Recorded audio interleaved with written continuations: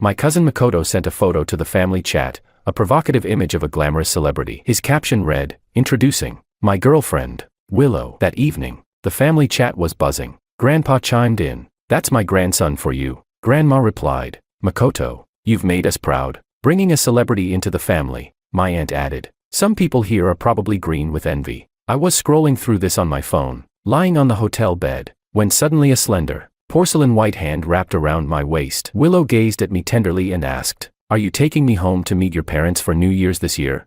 Chapter 1. On our way back home for the new year, my cousin's Audi and my Volkswagen crossed paths at the village entrance. Leaning out of his car, my cousin whistled. "Well, if it isn't George, how many years has that junk car of yours been on the road?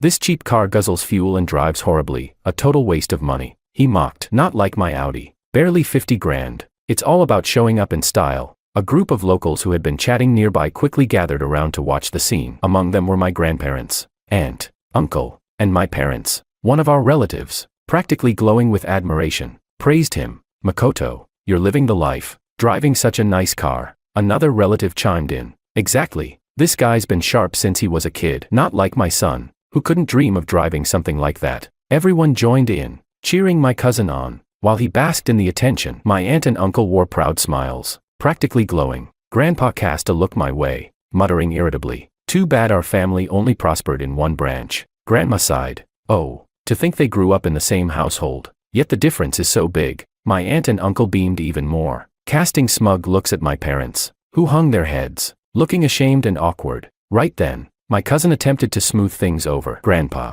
Grandma, don't be too hard on him. George is just a low-level employee, with no house and no girlfriend. At everyone's beck and call all day. Being able to afford an old Volkswagen is already quite an accomplishment for him." Hearing this, Grandpa got even angrier and scolded my father in front of everyone. "I told you not to send him to college, but you insisted." Then he went on to grad school. All that education, for what? Just to become someone's servant. Look at Makoto. He didn't even finish elementary school and still drives an Audi. Now that's a life of destiny. But your George, he just wasn't born with that kind of fortune. Dad's face turned red, then pale. Growing up, our family wasn't well off, and with my grandparents always favoring my uncle's side, they opposed my going to school every step of the way. Dad had to bear immense financial and emotional pressure to put me through grad school. And even now, Grandpa still criticizes him as though he's some old-fashioned patriarch. Why should I tolerate this? Not only have they given no support as elders, but they've also held us back, with endless nagging and criticism. Just thinking about it made my blood boil. Dad is good in so many ways, but he's too blindly loyal. No matter what his old man says,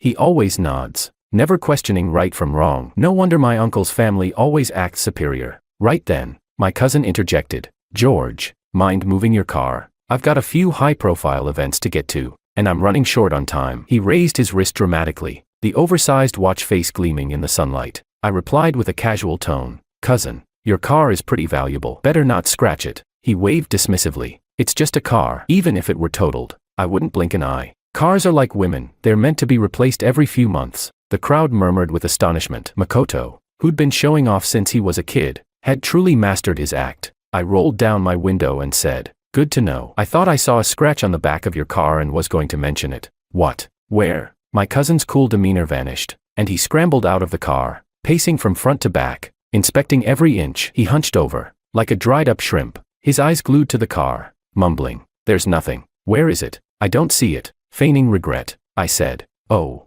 I must have been mistaken." He finally caught on and stomped his foot, shouting, "Damn it, you tricked me." I hit the gas, leaving him fuming and my aunt and uncle's faces turning beet red in the rearview mirror. It was a sight to behold. Chapter 2. Since my cousin's public announcement of his relationship in the family chat, the group had been buzzing with curious members asking for photos and juicy details. Tonight, he posted another series of sultry photos of his girlfriend, flooding the chat with exaggerated reactions. "Wow, she's stunning. My grandson really knows how to pick em. Our daughter-in-law is a real star. What a perfect match, a couple made in heaven." The screen was filled with well wishes and red envelopes, which I eagerly scrambled to claim. Only after the excitement began to die down did I cautiously ask, "Are these just artsy shots from the internet, or do you have any candid photos?"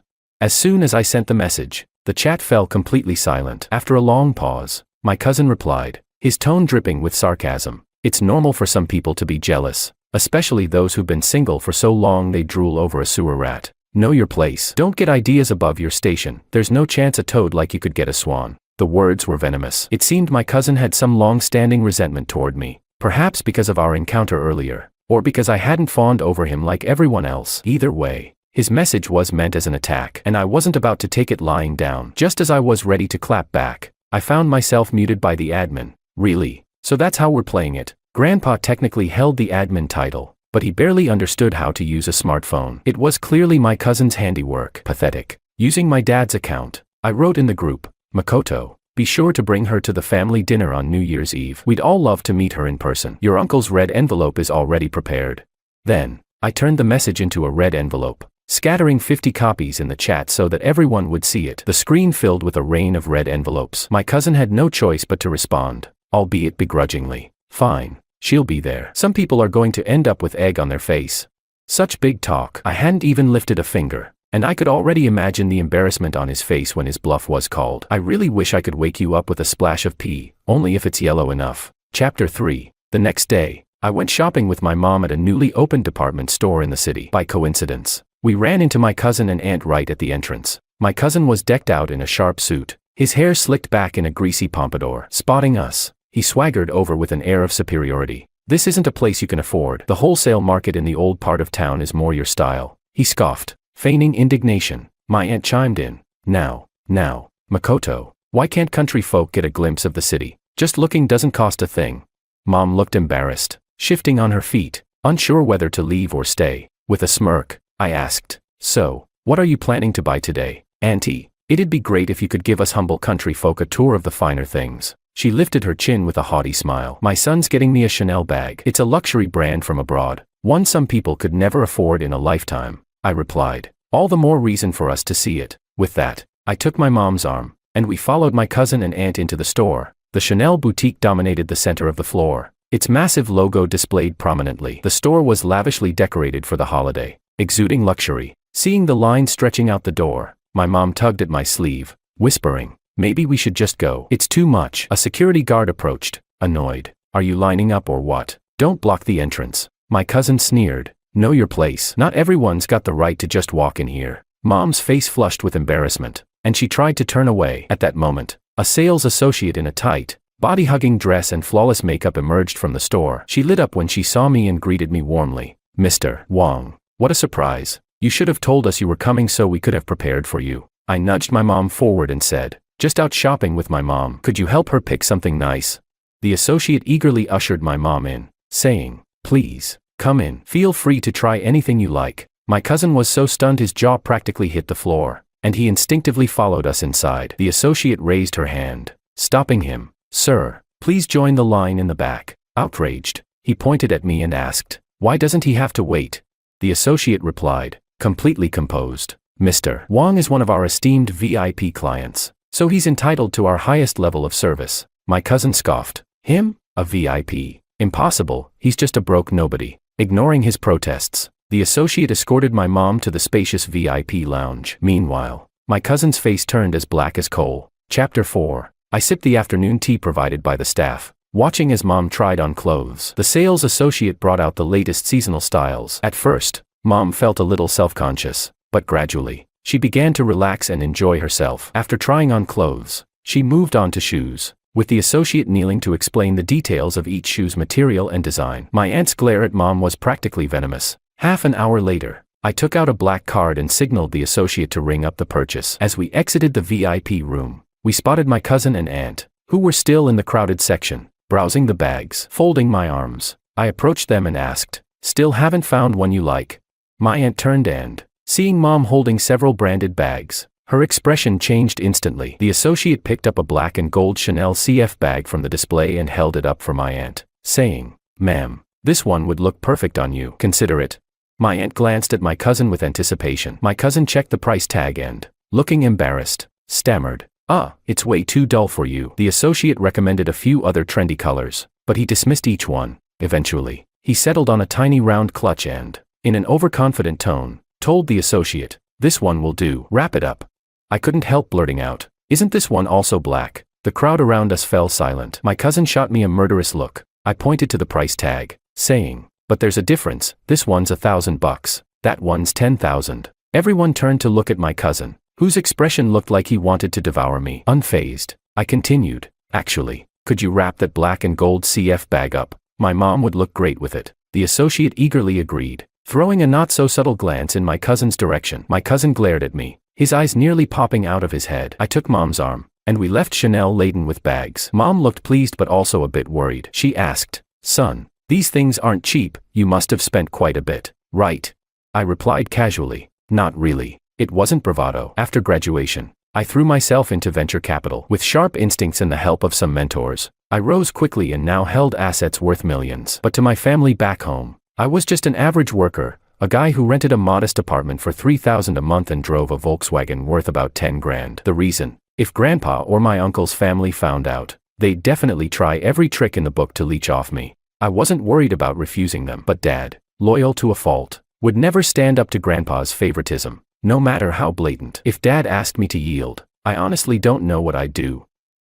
To avoid that, I kept my success a secret from even my parents. However, I didn't hold back when it came to showing them my gratitude. Over the years, I renovated our family home, bought new furniture and appliances, got Dad an imported German massage chair for his back, sent them on annual vacations, and provided them with top-notch health insurance. They sometimes wondered where I got all the money, but I always brushed it off, managing to keep them in the dark. That's why every time my cousin put on airs in front of me, I let him play his part. After all, true strength comes from within, while only the insecure feel the need to flaunt their wealth. Chapter 5. But my cousin didn't understand that. Fuming, he caught up to me and sneered, "You must be going all out to put on this show. Bet you maxed out your credit card." Seeing his indignant expression, I felt nothing but disdain. I replied, "I have no idea what you're talking about, and as for credit cards, I don't use them. Living beyond my means isn't my style." With a scoff, he retorted, "Oh, please, without credit, where'd you get all that money? Blowing tens of thousands in just a few minutes. Quit acting like you're some rich guy when you're just a broke loser."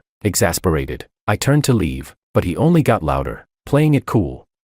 Let's see if you don't sneak back to return all that stuff later. Just some advice, trying to be someone you're not only works if you've got the luck to back it up." Even from far away, his voice carried, lingering unpleasantly in the air. Soon, New Year's Eve dinner arrived. My grandparents' 3 brothers, 2 sons, 2 daughters, and several elder relatives from the village filled the house. 3 tables packed with dozens of people. As the gathering warmed up, my cousin bustled around, offering cigarettes, drinks, and business cards to each elder, igniting a storm of flattery. "Amazing. Makoto's come so far, he even has business cards," my aunt gushed. "Exactly, not just anyone gets to print business cards," added my other aunt. Grandma replied, "Makoto's always been the brightest of the kids. He's the only one who can earn a living." My aunt chimed in, "Just a few days ago, he bought me a Chanel bag for over $1,000. I didn't even want it, but he insisted. This kid really doesn't know how to budget." My second aunt sighed, "Chanel. Wow. My daughter says her boss's wife carries that brand.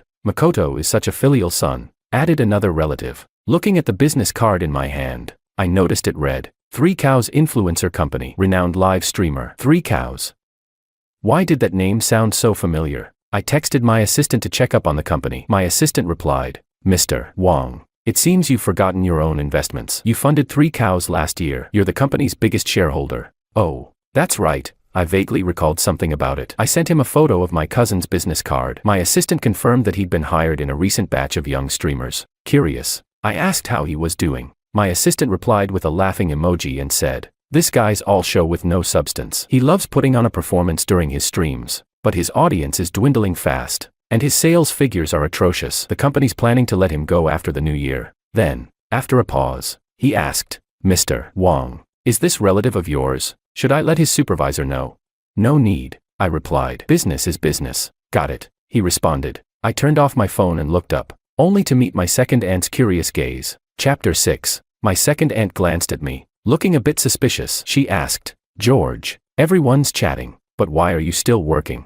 Just as I was about to explain, my cousin chimed in, typical of a 24/7 wage slave, always ready to respond to the boss, terrified of being fired at any moment. Grandma gently scolded, "You should put work aside. It's New Year's Eve, after all." My cousin added, "Grandma, don't bother. We're talking about big things like buying houses and cars. George can't afford a house, so it's only natural he'd use work as an excuse to hide his embarrassment." With that, he pulled a red booklet from his briefcase and slapped it onto the table. My second aunt gasped, "Makoto, you bought a house?" My first aunt flipped through the deed, her eyes lighting up. It's a property in Splendid Gardens, the city's top school district. I hear it's about 20 or 30,000 per square meter. And you bought 120 square meters, what a generous move. My second uncle chimed in. If only my kid had half the drive Makoto has. Third uncle agreed. Yeah, with children this accomplished, you can look forward to a comfortable retirement, Grandpa said. All those years of spoiling him weren't for nothing. My aunt and uncle looked as if they were floating on clouds, their faces glowing with pride. Seizing the moment, my second uncle asked, Makoto, that mortgage must cost a pretty penny each month, right? With a carefree laugh, my cousin replied, it's just over 10,000 a month, peanuts compared to my monthly income. The crowd erupted with a new round of praise. My cousin shot me a smug look and asked, so, George, when do you plan on buying a house? A house isn't a necessity for me right now. Renting covers my needs, I replied calmly. At this, Grandpa's face darkened. He scolded, what kind of man can't afford a house? You're a disgrace. Grandma sighed. If George had half Makoto's intelligence, we elders could rest easy. My aunt added, didn't George go to graduate school? How can he not afford a house? My first aunt chimed in, what good is all that schooling if he can't make money? Second aunt added, how will you get married or raise a child without a house? Are you planning to have your wife and kid live in a rented apartment? My cousin looked down on me with a smug smile, saying, second aunt, George doesn't even have a girlfriend. Where's he going to get a wife or kids? Suddenly, a thought struck me. Weren't you going to introduce your girlfriend tonight? I asked. The dinner's half over, when will she show up?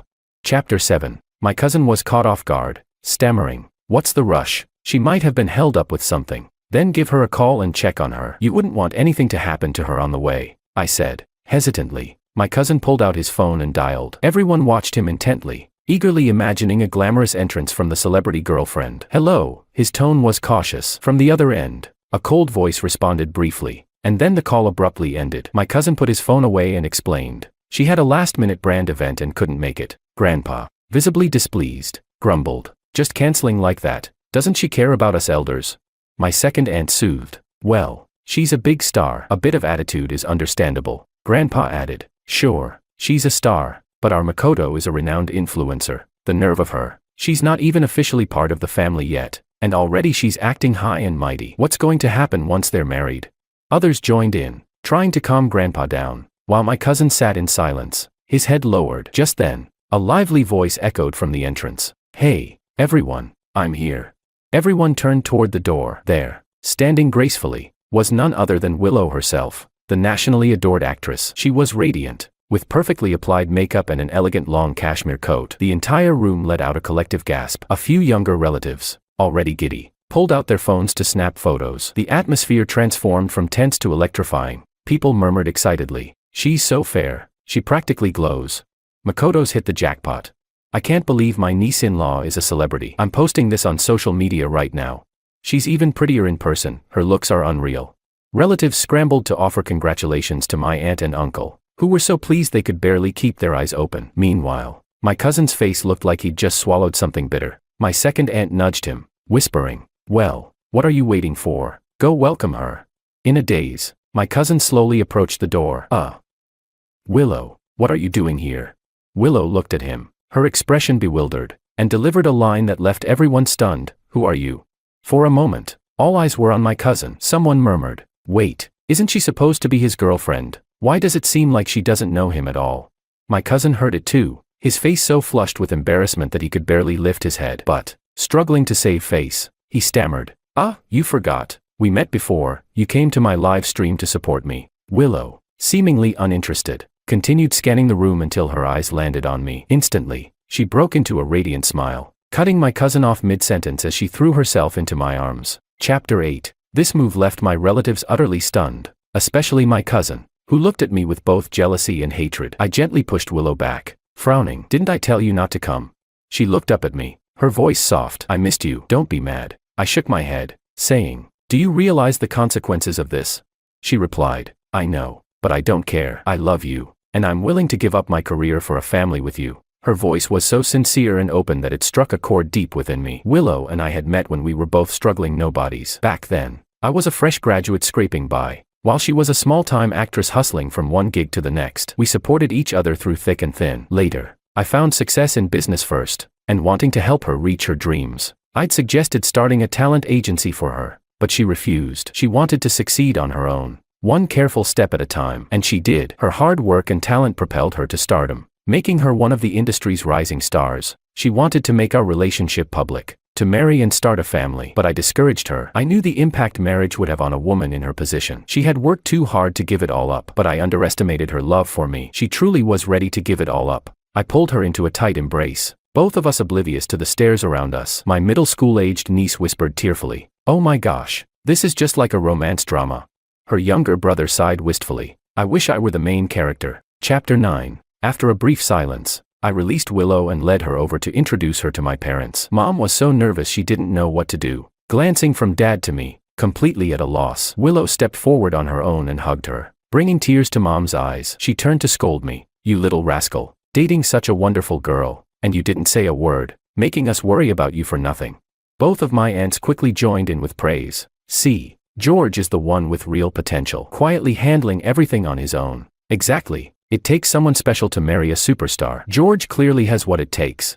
Meanwhile, Grandpa sipped his drink in silence, his face dark. Grandma looked like she wanted to say something but, after glancing at Grandpa, held back. My cousin, being the favored grandson, was their pride and joy, and they didn't want to hurt his feelings. My uncle and aunt looked deflated, having lost their earlier confidence. As for my cousin, his gaze stuck to Willow like glue, as if he was about to start drooling. When his eyes met mine, they were full of resentment. It was clear to everyone that he'd been putting on a front, claiming an unlikely connection as a girlfriend. The adults' favoritism showed in a very straightforward way. None of them were willing to acknowledge him anymore. All those who had fawned over him and his family now flocked around Willow, asking questions, requesting autographs, and insisting on photos. They even demanded I share our love story. As the banquet drew to a close, my cousin, who'd been silent, suddenly spoke up. "George, with such a beautiful girlfriend, you're not going to make her live in a rental, are you?"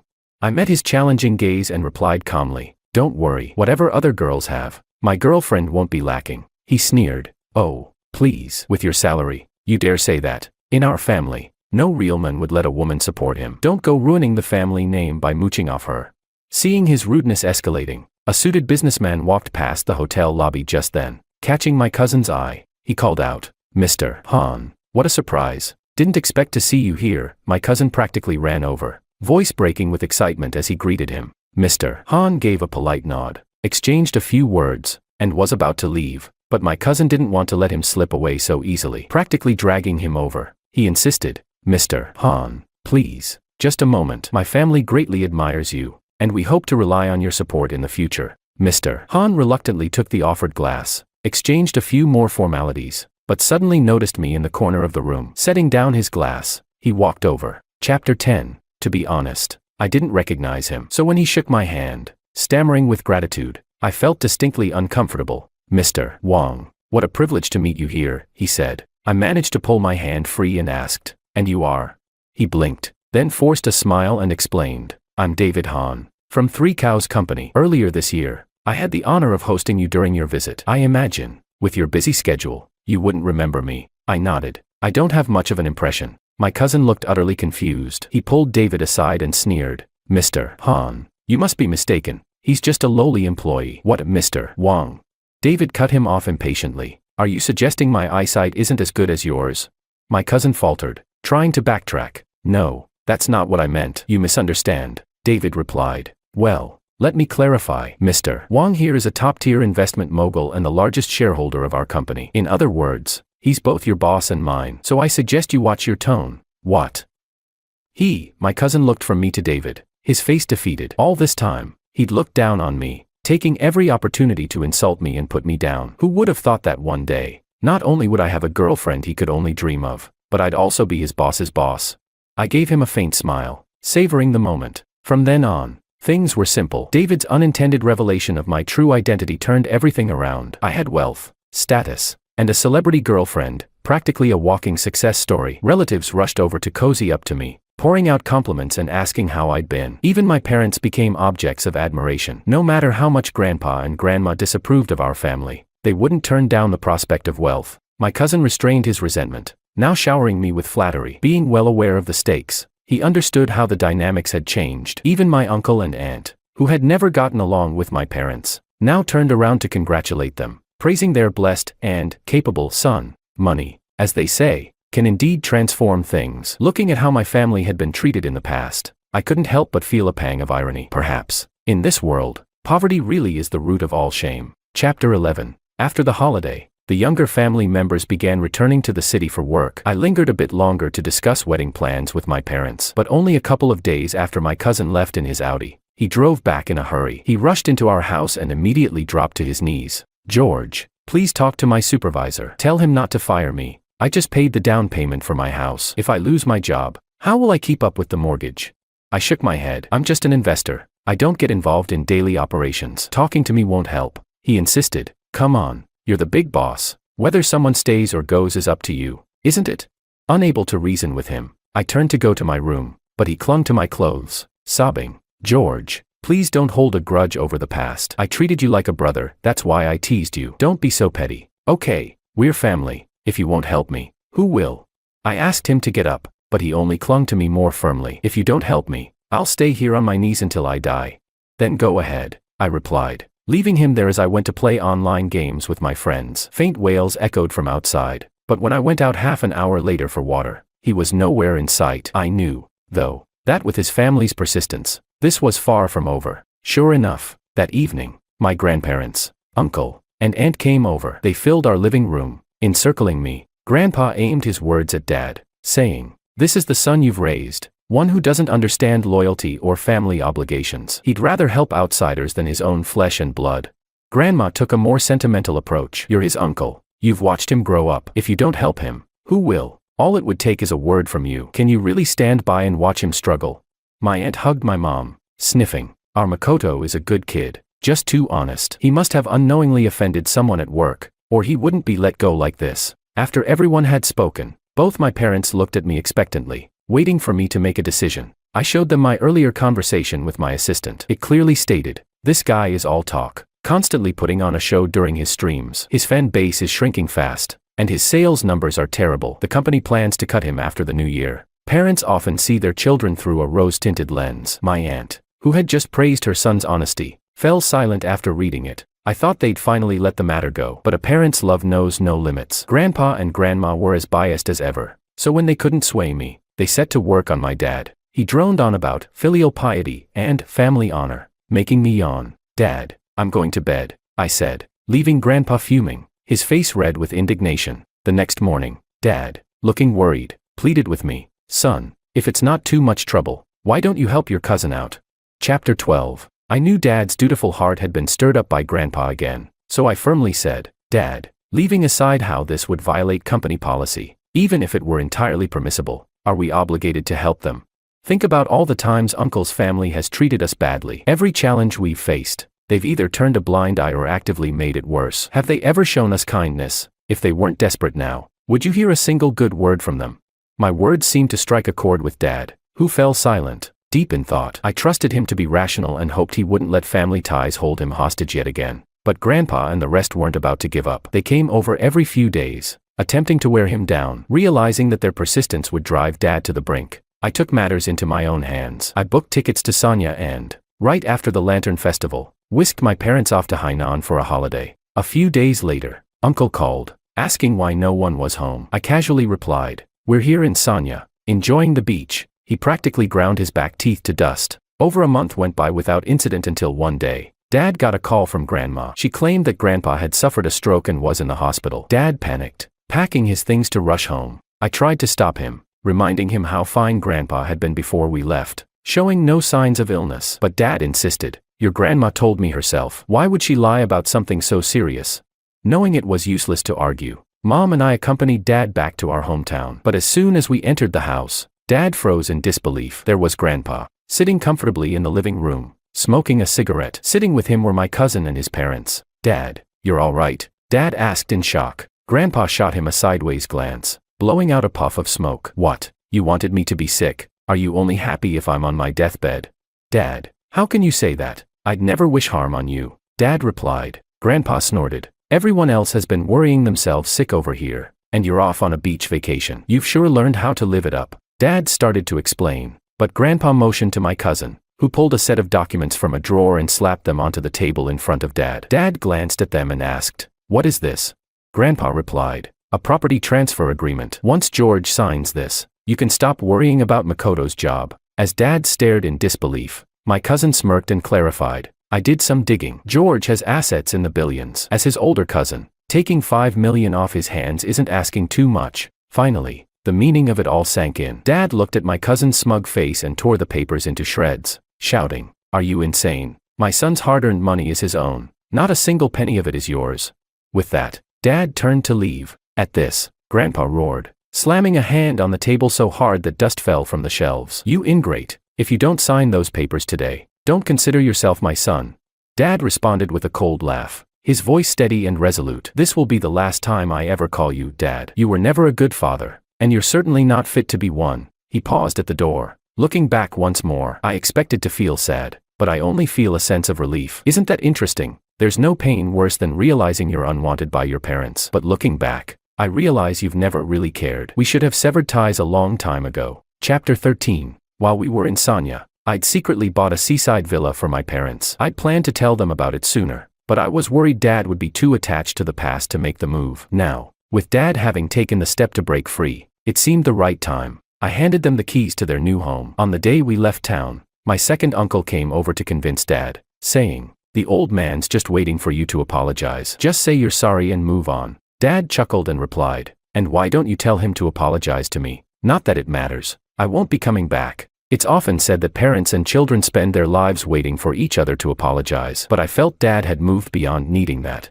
Eventually, Willow and I married with my parents as our witnesses. We were truly happy, and Willow didn't have to give up her career. In the early days, she faced setbacks as fans turned away and criticized her. I reminded her not to get trapped by the ups and downs but to stay grounded and focused on her craft. Not long after, her career saw a revival. She won multiple awards and earned a loyal fan base of career supporters. I haven't seen my cousin's family since, but every now and then, I hear bits of news about them. After my cousin was fired, he couldn't find another high-paying job. His new home was repossessed, auctioned at a loss, and he eventually gave up on work altogether, spending his days gaming. Not long after, he got hooked on online gambling, borrowing from shady lenders to finance his habit. His Audi was sold to cover his debts, and eventually, his parents had to sell their home as well. Now, they're all packed into Grandpa and Grandma's old house. My uncle quit his job to monitor my cousin, taking shifts with my aunt to make sure he didn't gamble. Sometime later, Mom told me that Grandpa had finally called Dad,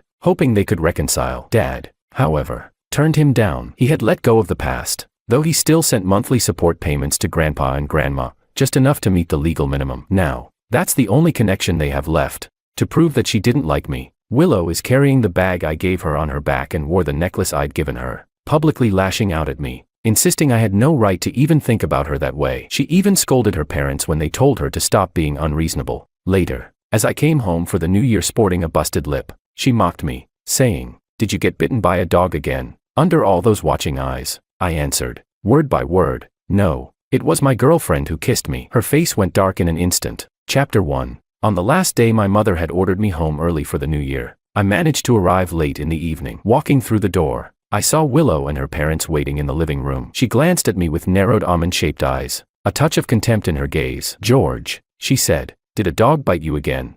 When I was 5, I'd insisted on playing with a puppy and got bitten, which meant 3 rabies shots. Willow had reluctantly accompanied me back then, but she never missed a chance to remind me of it. Everyone laughed at the memory, so I touched my mouth, realizing the cut had scabbed over and was pretty obvious. Through their laughter, I responded, No. It was my girlfriend who bit me this morning. Silence fell. In the stunned silence, only Willow's face turned pale. After all, we had a childhood engagement. Chapter 2. The silence was heavy until Willow's mother, Mrs. Liu, spoke up. So George has a girlfriend now, I politely confirmed. Yes, a classmate from my school. Noticing Willow's wide-eyed surprise, I continued, She couldn't come this time, but after New Year, I'll bring her around to meet everyone. In the next moment, Willow's face flushed with anger, and she shouted, Who wants to eat with you all? She stormed off to the balcony, leaving her mother to cast a worried glance my way before following her outside. Shrugging at the awkwardness lingering among the others, I wheeled my luggage to my room. Bits of the argument drifted in from the balcony. Mrs. Liu's voice cut through the air. You were the one who said you didn't like George, and now he has a girlfriend, and you're acting like this. Silence followed her words until Willow finally replied, Well, I still don't approve. I chuckled quietly. 3 years ago, at a family gathering, Mrs. Liu had joked, calling me her future son-in-law. Willow had erupted, accusing her mother of joking in poor taste and insisting she didn't like me at all. She then turned on me, demanding I keep my distance and not have any thoughts about her. Her father had slapped her on the spot, but Willow held me responsible for all of it. Our friendship soured, and when it came time to choose a college, I picked one far from her, way in the Southwest. I thought we'd just stay childhood friends after that. But now, what was Willow trying to do? Chapter 3. After changing into more comfortable clothes, I found Willow already seated at the dining table. Somehow, her mother had managed to calm her down, and she looked less irritated than before. During dinner, everyone carefully avoided bringing up the previous conversation, asking only about my studies instead. Just as the atmosphere began to ease, my phone buzzed. I glanced at the caller ID, a slight smile tugging at my lips. "Excuse me, Auntie." "You all go ahead," I said, stepping outside to answer. It was my girlfriend, Anna, her voice sweet as she checked if I'd had dinner. I teased her. "How did you bite my lip so hard it bled?" "I didn't even realize." Anna gave a little huff on the other end before muttering, "I did it on purpose." Just as I was about to respond, there was a loud bang behind me. I turned to see Willow, her face flushed with annoyance. "Are you coming back to eat or not? If not, I'll start doing the dishes," she snapped. Anna overheard her and asked, "Have you not eaten yet? Should I order you some fried chicken for later?" Willow bit her lip at the sound of Anna's voice. "Who's that?" she demanded, meeting her gaze. I said, clearly and slowly, "My girlfriend." Chapter 4. After a moment of silence, Anna softly replied, "Call me later tonight." "Okay." The line went dead. Now, standing by the entrance, a heavy silence lingered between Willow and me. She stared at my lips for a long time before finally asking, "How long have you two been dating if you're already kissing?" I switched off my phone and answered, "Almost a year." She furrowed her brow, then asked, "Why have I never heard you mention her?" I realized she was probably referring to my lack of social media updates. After our fallout, I hadn't unfriended her, but we barely communicated, and I rarely posted anything, never changed my profile picture, and certainly never shared anything about Anna. "I forgot to update," I said, tucking my phone into my pocket. Willow let out a little laugh, almost relieved. "Guess you don't like her that much then." "Huh?" I looked at her, puzzled. "What makes you say that?" She shrugged. "If you really liked her, wouldn't you at least mention her?" I shook my head, exasperated. "No, I really do like her." I held her gaze, wanting her to understand I wasn't lying. Willow's eyes met mine, a flicker of unease passing over her expression. Not wanting to prolong the conversation, I turned to leave. Just as I walked past her, she murmured, almost to herself, "How could you move on so quickly?"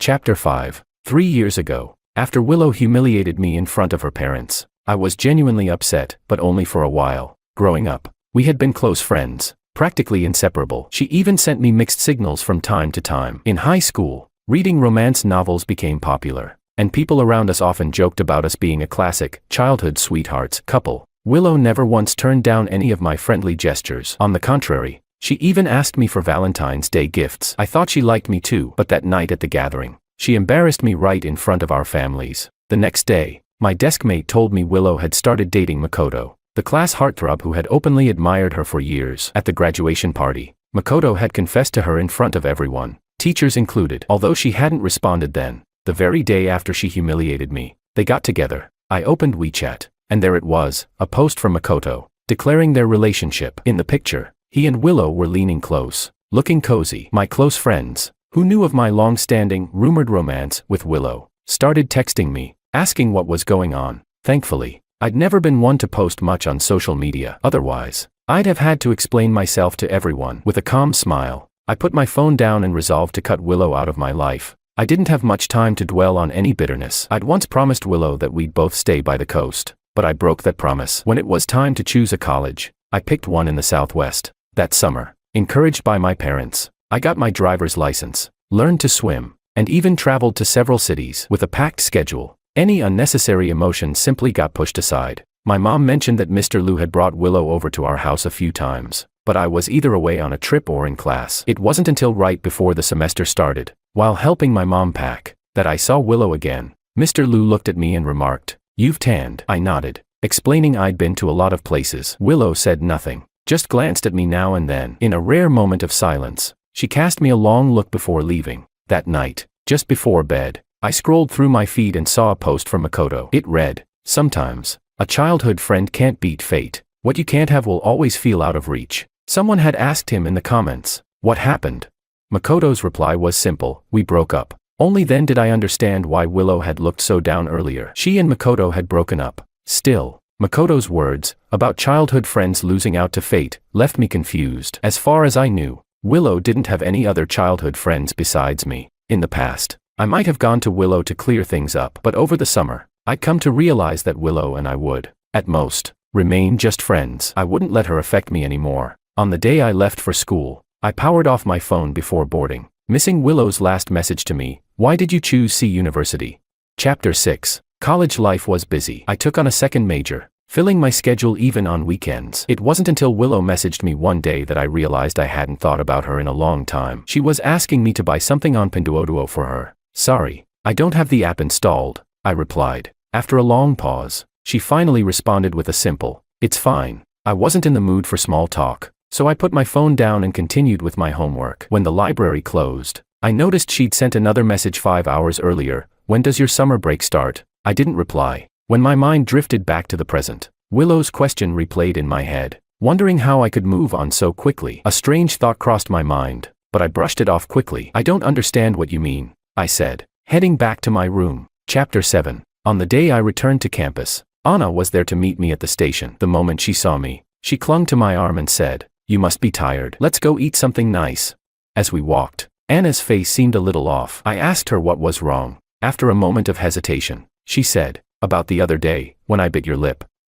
I'm really sorry. It's just that. She lowered her eyes, then added, I just felt really insecure. Once, Anna and I had talked about past relationships, and I'd been honest, telling her about my feelings for Willow. She'd brushed it off back then, but I'd caught the unease in her expression, the same look she had now, both sad and anxious. Gently, I took her hand and said, it's okay. I never blamed you. Chapter 8. Anna and I first met under amusing circumstances. One day, the library was closing early for the holidays. On my way back to my dorm with an armful of books, a puppy suddenly bounded out of the bushes. We made eye contact, and it ran over to nuzzle my leg. I knelt to pet it, and it wouldn't leave my side. The collar around its neck showed it wasn't a stray, so I had no choice but to sit and wait for its owner to show up. After a few moments, the little dog started pawing at me, then curled up in my lap and fell asleep. Minutes later, a girl came rushing over. She glanced at me holding the puppy and clasped her hands in gratitude, apologizing profusely. It was her dog. To thank me, she added me on WeChat. That girl was Anna. Chapter 9.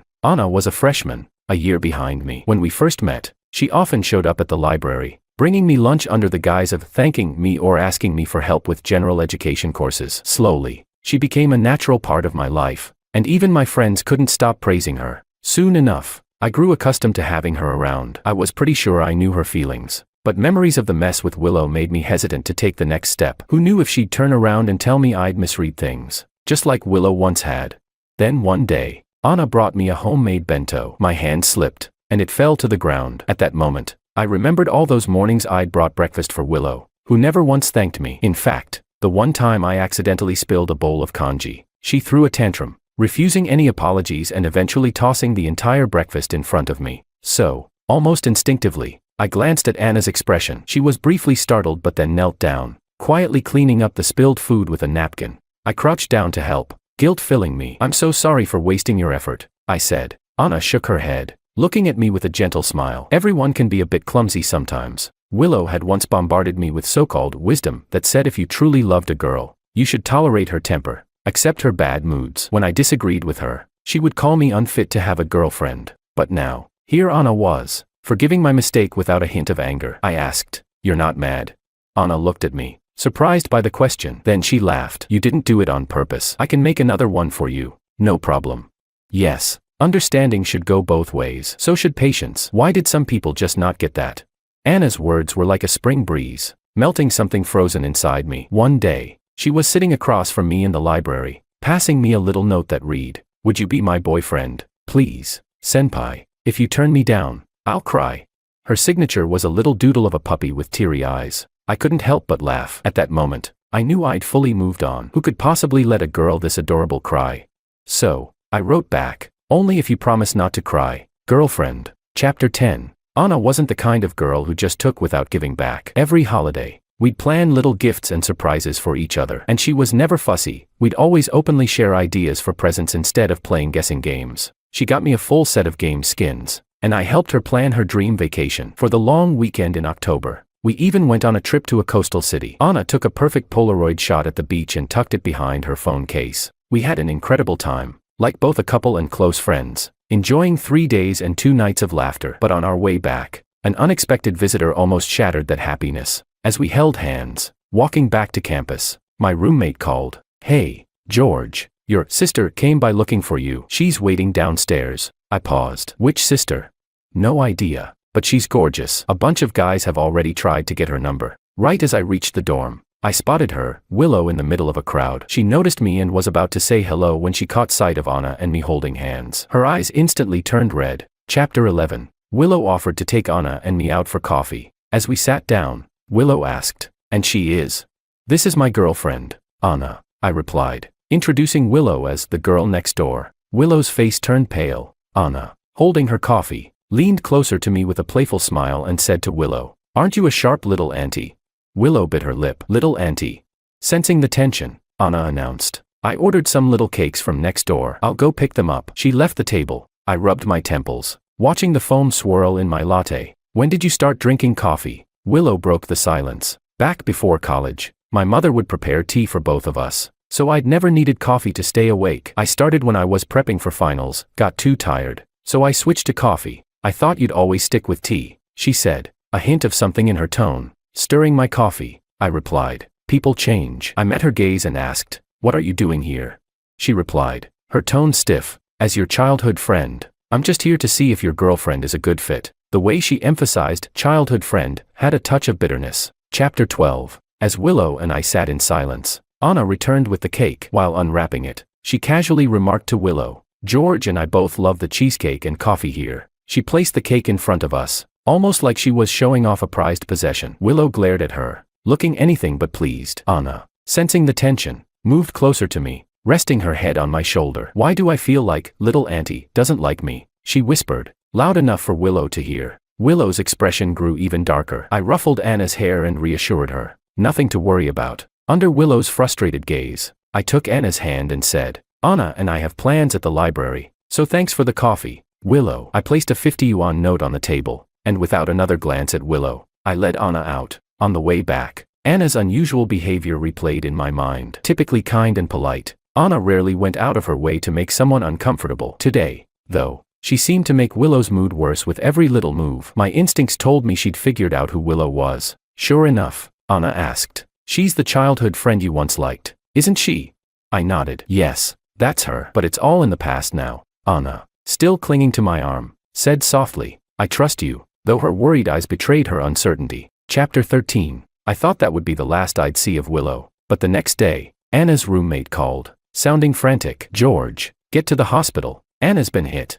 I rushed over, only to find Anna sitting on a bench, red-eyed, with Willow seated at the far end. The moment she saw me, Anna huddled into my arms, looking about to speak, but Willow cut in. "George." I saw her all cuddly with another guy, laughing like it was nothing. Willow held up her phone, showing me a photo of Anna with her arm around a guy, smiling as they talked. Willow muttered, "See, I told you she's not right for you." She shot me a smug glance now and then. Cutting her off, I said, "That's Anna's cousin. I know him." Willow froze, momentarily stunned. Then she huffed, "You don't have to defend her. It's not like you've ever had great taste." I replied calmly, "This isn't about defending anyone. Anna introduced me to her family when we started dating." Turning to her, I added, "If my taste were really that bad, I wouldn't have liked you back then." Willow's face went pale, her eyes welling up. "How can you say that?"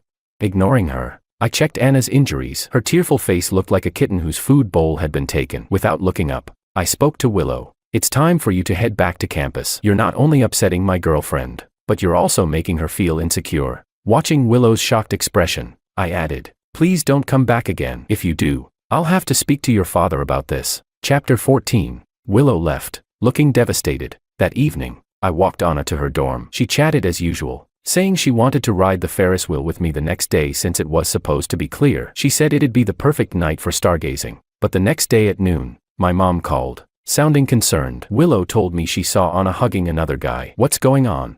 A surge of frustration hit me, frustration at Willow for twisting the truth, for constantly meddling. The thought lingered all day, and when we finally reached the Ferris wheel's peak, Anna tried to kiss me, but I was too distracted to respond. When I came to my senses, Anna was looking at me, tears shining in her eyes under the lights. Before I could apologize, she spoke first. George, is something bothering you? Let's take a few days to cool off. I'll wait for you. Anna, usually so cheerful, was shedding tears because of me. Guilt settled heavily on my chest, though clearly upset. She still held my hand as we walked back. Before heading inside, she looked down, her shoulders slumped. George, the things I give you, they're the things I want too. Chapter 15. I kept replaying Anna's words in my mind after she left. On weekends, we'd usually spend all our time together, but that day, she went alone to the lab. I found myself wandering into a bookstore, a rare occasion. At checkout, I sensed someone watching me. Looking up, I saw a guy I didn't recognize. He was holding a book and walked over. Out of courtesy, I smiled,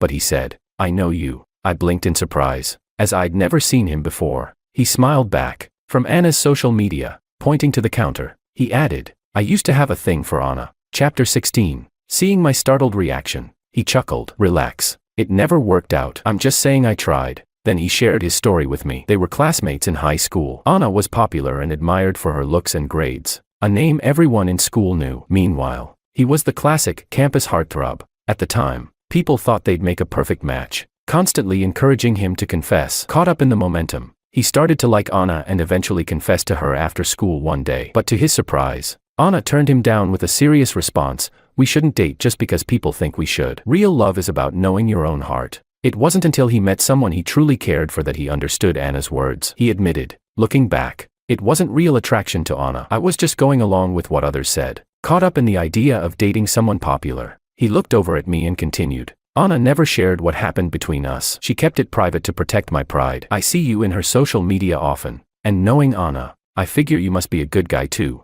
After he left, I opened Anna's profile. Her background photo was a picture of us together. Every post was set to public. Scrolling down, I realized that before we were together, her posts were just about her daily life. But since last year, every update had something about me: casual shots of my profile, photos of me dozing off in the library. Anna's friends clearly knew who I was because she'd told them about me. "George is always too engrossed in studying to remember to eat, so I have to bring him lunch," she'd say. No wonder my roommate kept saying everyone knew I was Anna's special someone. I glanced at my own profile. My sparse feed was mostly required reposts from school clubs, with no trace of Anna. No wonder Willow assumed I didn't care about her. Remembering Anna's sad expression yesterday, I began to understand. Chapter 17. I called my mom and asked, "Did I ever tell you about my girlfriend?" There was noise on her end, likely from a lively mahjong game. Her response, however, struck a nerve. "When did you ever tell me? You just announced you had a girlfriend during the new year." "George, listen to me, be careful about who you choose. Last time, Willow said she saw your girlfriend hugging some other guy." I interrupted. "Mom, that was her cousin. Don't believe Willow's stories." Mom paused. "So, what's your girlfriend like?" "She's the best," I answered firmly. After a moment of silence, she added, "George, I know you. You may feel deeply, but you only show a fraction of it. If you're calling me now, I bet you've had some disagreement. You're not one to express your feelings, but relationships require that." She suddenly shouted, "Who? Pay up, everyone," and hung up, leaving me staring at my phone, bewildered. I'd always thought that love was a private matter between two people, not something to display to the world. Anna had never pressured me to post about her or flaunt our relationship. She was always like that, never demanding anything from me. But now, I realized that while Anna loved me wholeheartedly, I hadn't given her the security she needed. Willow's interference only made her insecurities worse. I knew I had to talk to Anna. Chapter 18. But before I could reach Anna, Willow found me. I was surprised to see her outside my dorm building. "I want to talk," she said. I realized it was time to put an end to things with Willow. Her endless meddling would only fuel Anna's anxieties. I agreed, but I sent Anna a message before heading out. "Willow wants to talk. I'll be back soon." This, I thought, was my first step in showing Anna that I cared. We went to a Sichuan restaurant near the back gate. Knowing Willow couldn't handle spicy food, I ordered several spicy dishes anyway. "I can't eat spicy food," she protested. "Then order something else for yourself," I replied. Her eyes filled with hurt. "You never used to talk to me like this. In the past, I would have been considerate, but not this time. We still haven't addressed the fact that you lied to my mom about Anna. It's not a lie if it's true. How can you be sure he's her cousin? Do you really know her family?" she challenged. "Am I stupid?" I replied, frustrated. "Pretty much," she shot back. "You've always been clueless." I laughed coldly. "So, you think you're the only smart one, and everyone else is just naive?" Realizing her words, Willow stammered, "I didn't mean it that way." I'm just trying to protect you. Mind your own business, I replied dismissively. She reached for my sleeve, but I pulled back. Why her? Wouldn't it be better with someone you've known forever? I could hear the implication in her words and clenched my teeth. Do you even hear yourself? Yes, I'm crazy, she burst out. I regretted it ever since I started dating Makoto. I thought about you the whole time we were together. I like you, but I just got angry back then with all the jokes my mom and others made. Her outburst made things clear. That comment from Makoto's old post about childhood friend versus fate, it was about me. My disgust toward Willow only grew. If she didn't like Makoto, why date him? Makoto used to tell me, George, I really admire you. You're smart, and you're a great guy. But in terms of Willow, it's fair competition as long as she's single. I remembered his bright smile. He'd chased her for 3 years, yet their relationship lasted just 2 months. How unfair was that? Willow continued, can we start over? Don't you want me anymore? Before I could answer, the table behind suddenly burst with the sound of playing cards. Can't beat that. Willow's face darkened. I replied, if you truly liked me, you wouldn't have humiliated me in front of everyone back then. You've always put yourself first, leaving me with your leftover feelings. Is that even love? Her eyes reddened, and before she could respond, the same voice interrupted again. No. After a moment of silence, she said, I'll wait for you, no matter what. And just then, the same voice added, hurry up already, we're all getting old here. I stood up and walked over to the next table. The person curled up in the booth, watching the game on her phone, looking up at me with a guilty expression, was Anna. Chapter 19. Anna and I walked back to the dorm together. I asked, enjoying causing trouble? Anna pouted. Who told her to try and steal my guy? I chuckled. Who says she even stands a chance? She replied, the textbooks all say that these melodramatic moves can win someone over. I held out my hand. Which textbook?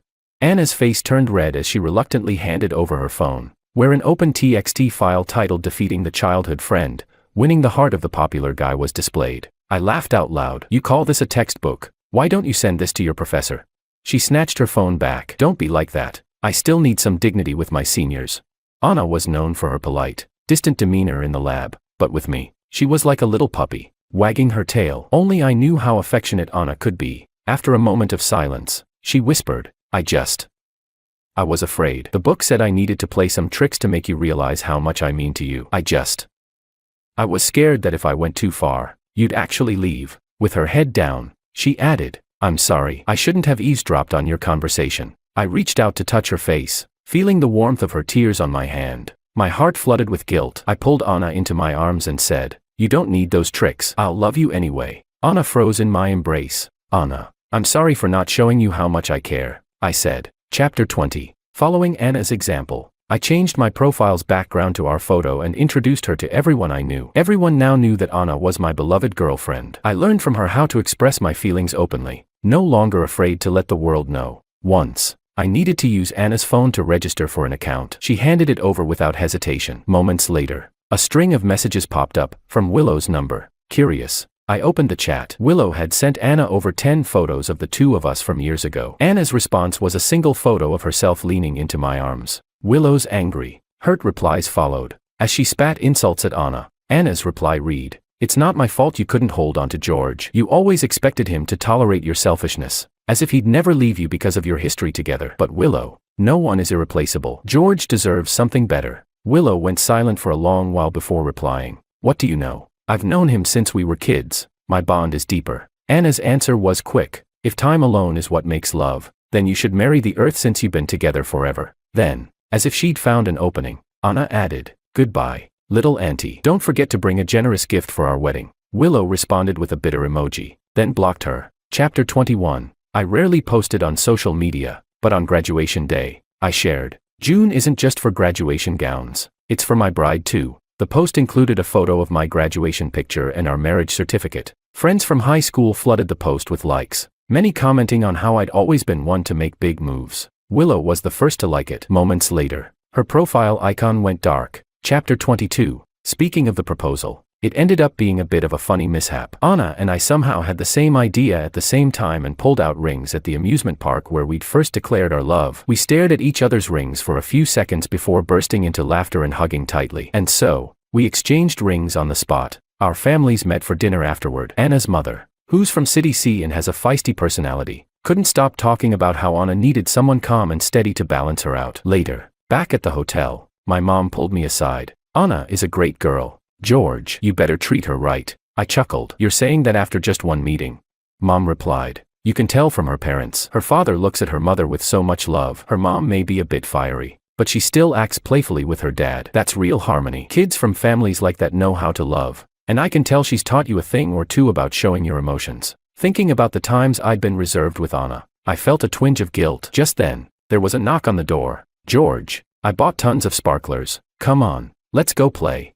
I opened the door, and Anna stood there with a bright smile. I took her hand in mine, grateful that it wasn't too late. Chapter 23. The next time I saw Willow was at my wedding to Anna. I was adjusting my suit when she suddenly appeared behind me. I waited for her to speak, but instead, she pulled a red envelope from her pocket and handed it to me. Here's a wedding gift, or you could just come with me right now, she said with a hopeful look. Under her intense gaze, I took the envelope and said, Congratulations, you're the first to give your little nephew a gift. He'll remember this. Willow's eyes widened. Anna's pregnant.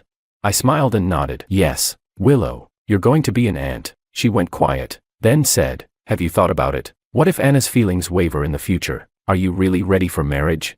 Chapter 24. It's interesting. I've always been a reserved person, one who doesn't speak much. In high school, I'd see proposals on TV and wonder how people could say such mushy things without feeling embarrassed. But when the moment came, I had no hesitation. I simply pulled out the ring and said the words that felt so natural. Anna, will you marry me?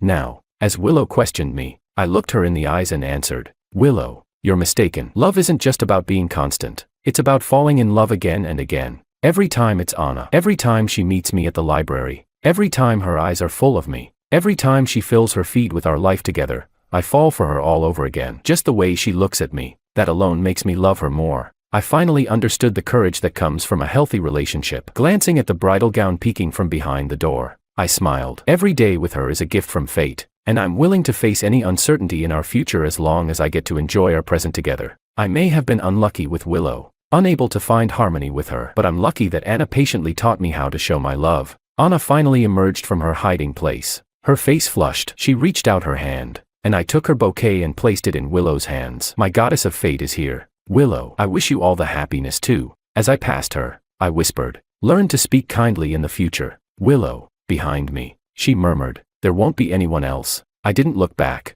Chapter 25. After the wedding, my mom told me Willow had flown abroad that very day, leaving her parents fuming. Occasionally, I'd get messages from her overseas, just small greetings that never crossed any boundaries. Willow seemed to be holding onto the past, but I wasn't responsible for her pain. Every time I received one, I'd show it to Anna. She'd guess who it was and always huff about not caring, then snuggle into my arms and pout. One time, while using Anna's computer for work, I noticed a folder on her desktop. Curiosity got the best of me, so I clicked it open. It was filled with photos and videos of us, though I didn't recognize the first video. I played it. In the video, Anna held her dog, looking rather glum. My little prince, can you complete your mission? She asked, patting the dog's head. It wagged its tail. A moment later, a boy appeared on the screen. It was me, walking past with a stack of books during our second year. Anna nudged the dog forward, whispering, Go on. Remember to stick to that big brother for a bit. If you do well, I'll give you a treat.